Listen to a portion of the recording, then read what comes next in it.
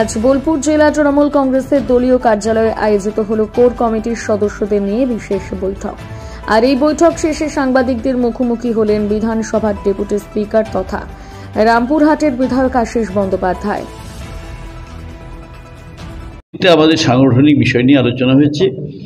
সারা জেলা জুড়ে মমতা বন্দ্যোপাধ্যায়ের নির্দেশিত পথে আমাদের যে বিষয়গুলো প্রাধান্য পেয়েছে তাতে হচ্ছে আমাদের সাংগঠনিকভাবে সমস্ত গোটা জেলা জুড়েই সেইভাবে আমাদের উদ্যোগ গ্রহণ করার জন্য বলা হয়েছে।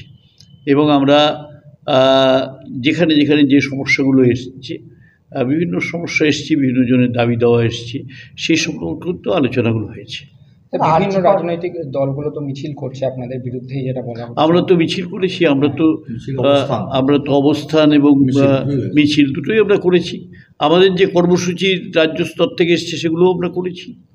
পুলিশকে কি কোনো বাড়তি বা নিরাপত্তার জন্য কিছু বলবেন, যেখানে এতগুলো বিশ্ববিদ্যালয়, কলেজ রয়েছে, হাসপাতাল রয়েছে?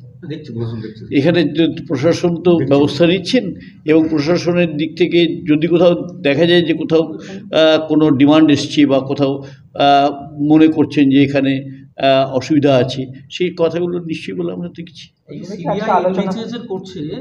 সিবিআই ইনভেস্টিগেশন করছে আরজিকর নিয়ে, এখনো পর্যন্ত কেউ গ্রেফতার হয়নি। এই বিষয়টাতে আমাদের জেলাতে নয়, এটা রাজ্য বলবো, এগুলো রাজ্য স্তরে। এবং আমাদের কোর কমিটিতে আছে, যদি কোনো কর্মসূচি রাজ্য স্তর থেকে আসে আমরা সেগুলো পালন। কেষ্টতা প্রায় 2 বছর ধরে নেই, সেই জায়গাটা